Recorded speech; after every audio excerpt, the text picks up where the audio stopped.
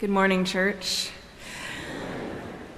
I'm Remi Shores. My pronouns are they, them, and I am honored this morning to have the opportunity to preach on such a beloved and timeless parable. It comes from Luke chapter 15, starting in verse 11. Then Jesus said, "There was a man who had 2 sons. The younger of them said to his father, 'Father, give me the share of the wealth that will belong to me.' So he divided his assets between them.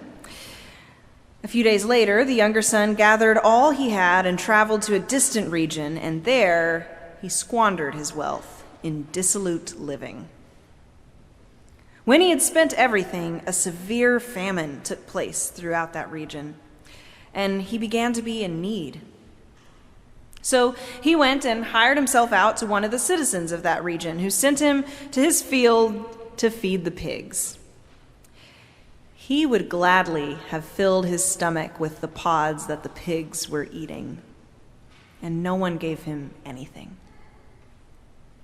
But when he came to his senses, he said, 'How many of my father's hired hands have bread to spare?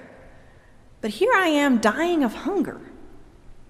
I'll get up and go to my father, and I'll say to him, Father, I've sinned against heaven and against you. I am no longer worthy to be called your son. Treat me like one of your hired hands.' So he set off and went to his father. But while he was still far off, his father saw him and was filled with compassion. He ran and put his arms around him and kissed him. And then the son said, 'Father, I've sinned against heaven and against you. I'm no longer worthy to be called your son.'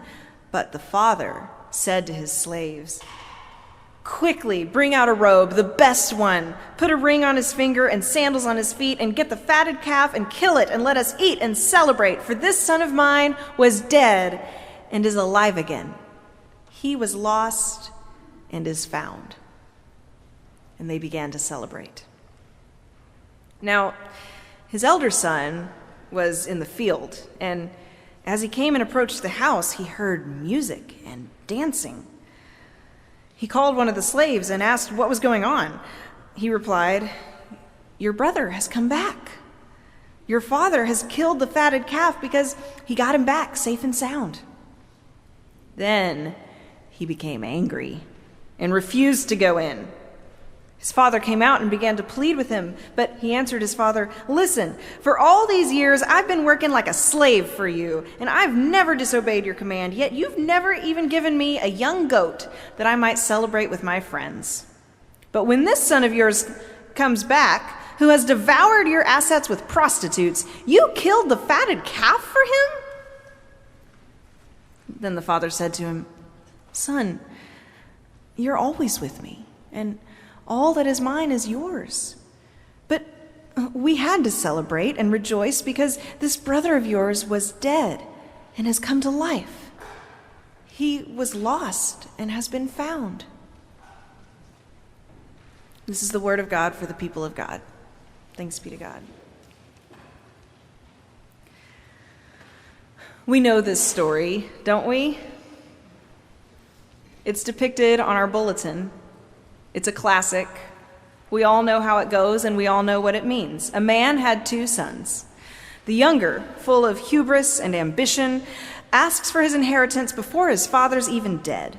The question disregards the rest of his father's life as though it would be better if he were dead. He goes and squanders the wealth in dissolute living, whatever that means, and then he returns full of remorse and repentance. He humbles himself to the status of a slave, like Jesus, who, being in the very nature of God, humbled himself unto death, even death on a cross. And the Father, with all the mercy of God, forgives the Son and welcomes him home. This is a beautiful story. It's likely important to many of us who have felt like the younger son, coming back to God and seeing the Father in this story as God who welcomes us when we repent from our sin. It is a lovely interpretation of a lovely story. And I would like to posit that it is not the only interpretation of this rich story. You see, parables are not allegories. Allegories are solvable once the reader unlocks the one-to-one equivalence between the world of the story and the real world. So, Father equals God, younger son equals us, older son equals other people, snobs, goody two-shoes, Pharisees. But parables don't have just one meaning. As soon as we think we know what a parable means, we have ceased to see it as a parable, which means we've cut off all possibility of learning something new from it because we think we already know what it has to say. Allegories teach by smoothing and simplifying, but parables teach by disrupting. So, let me tell the story again, and let's all try to suspend our understanding, not because it's not beautiful. It is. That story I already told is beautiful. But we know that one already. So let's hear a new one we don't know. A man had 2 sons. The man was a hard worker, and he raised his sons to be, too. The older one diligently met the high demands of his father, but the younger one just couldn't take it anymore. And he wasn't going to take over this family business anyway, so he just asked for an advance on his share of the money, and he left. The father grieved his lost son, but accepted that he could not win him over. It never occurred to him that perhaps kindness, not instruction, was what his son needed. After all, the older one seemed to be doing just fine under his strict management. So the father cut his losses and continued growing his wealth with the help of his older son. But the more time went by, the sorrier he became for his loss, and he blamed himself. Now, he didn't really change his ways. Why? Because he didn't know any other way, maybe, or because he didn't really think it was bothering the older son. He'd never complained, and he would be the one to inherit this family business and benefit from all of his hard labor. But still, the father grieved. Until one day, the younger son came back, and the father immediately started singing a different tune. He would not lose this son again. He would make sure that Junior knew just how loved and treasured he was. But his older son was not invited to the party.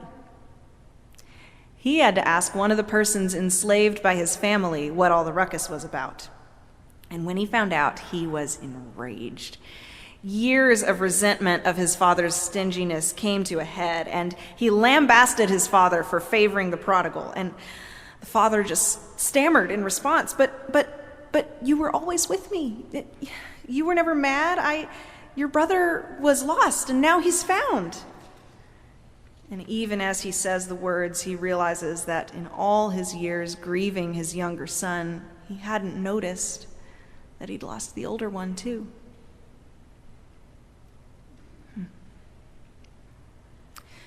Church, neither of these readings are correct, but both of them are true.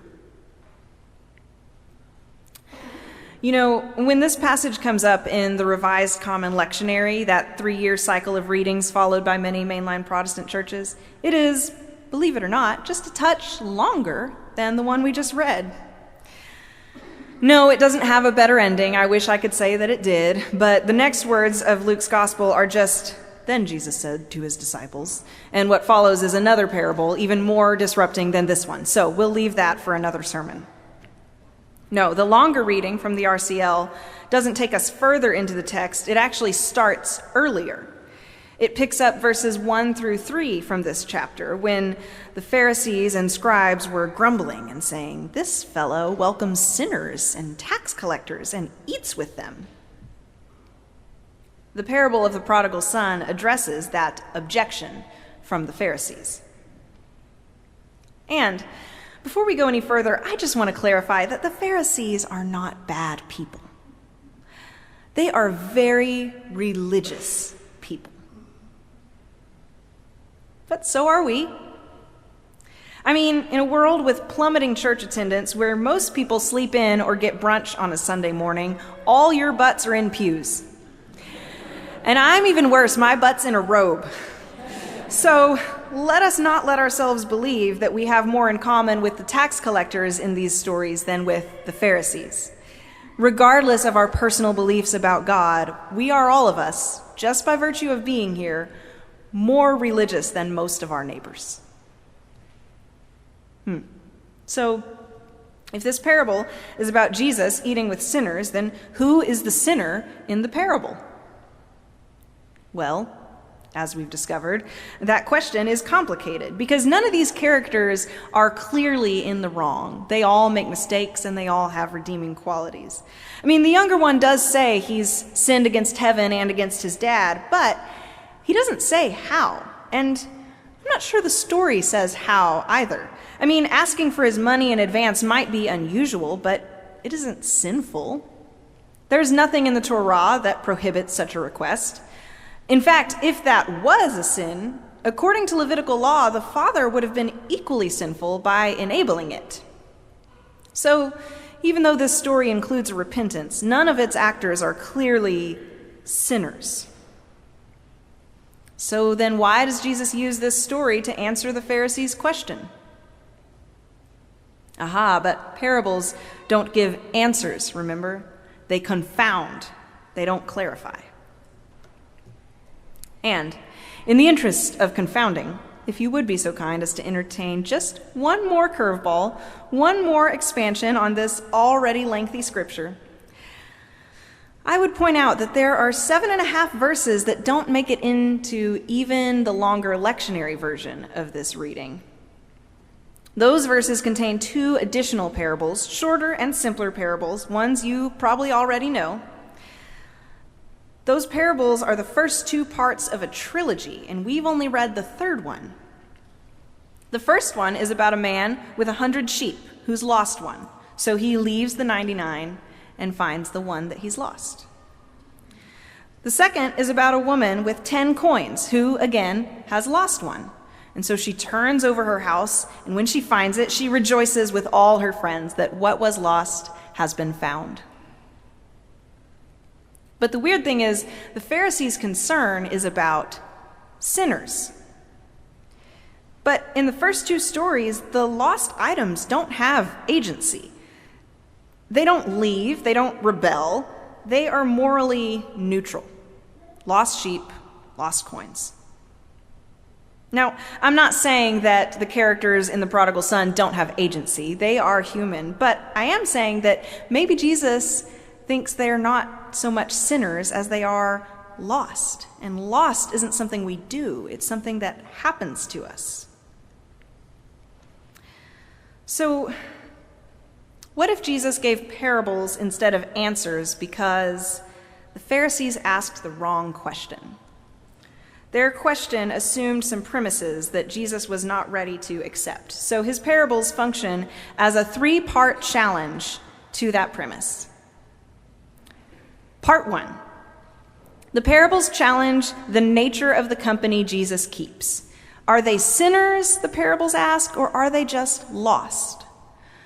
We all, like sheep, have gone astray, the scriptures say, but to go astray for a sheep isn't sinful. That is just what sheep do. Part 2. The parables challenge the appropriate response to those who have been lost. It isn't to abandon them, Jesus suggests, but to go find them. And then when you've found them, to rejoice and, eat with them. Part 3. The parables challenge the notion that we always even know exactly who or what has been lost to begin with. The father thinks he's lost his younger son. But unlike the characters in the preceding stories, he doesn't go to look for him. He hangs on to what he's got, his older son. But in the end, he learns he's lost him too.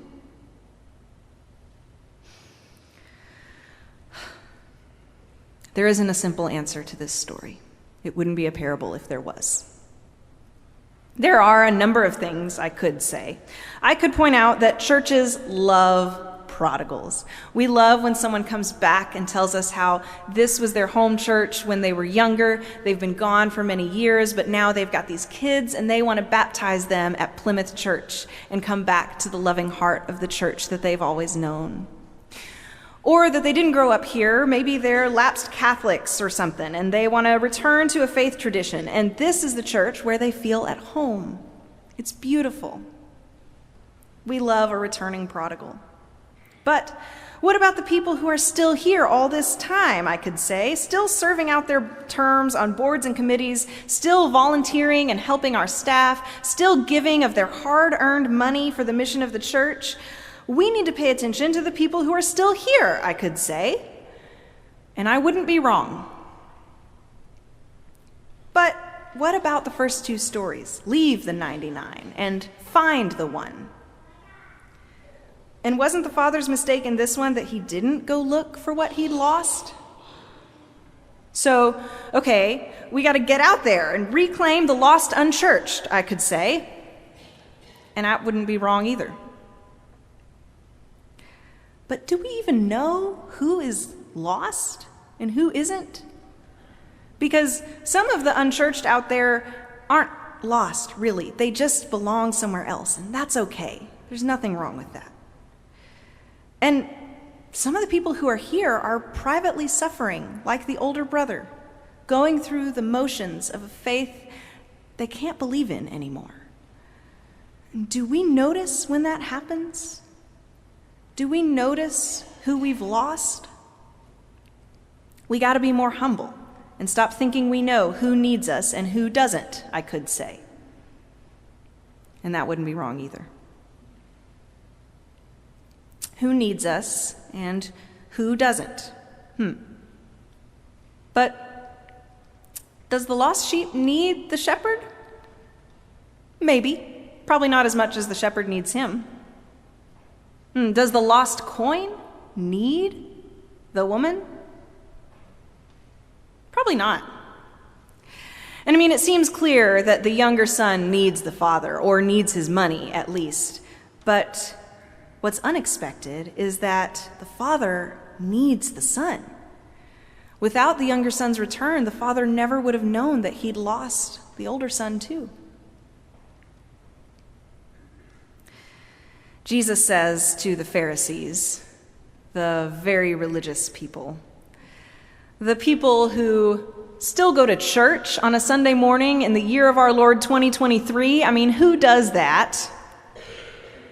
Jesus says to us, these are not sinners. These are people whom you have lost. And they don't need you. But you need them. Will you see? Will you see what you've lost, and will you find them? I'm going to go find them, Jesus says, because I need them too. And you'd better come with me, church. Don't wait for them to confront you. Don't wait for them to come back because they need something from you. Go get them. And not to get their butts in pews or their dimes in plates. That's not what you need from them, church. You need the gospel. And they have it. They share it over dinner. That's why I eat with them, because this world needs what they've got.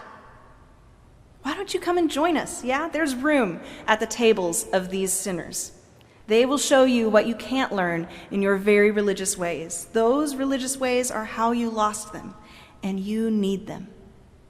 So go get them.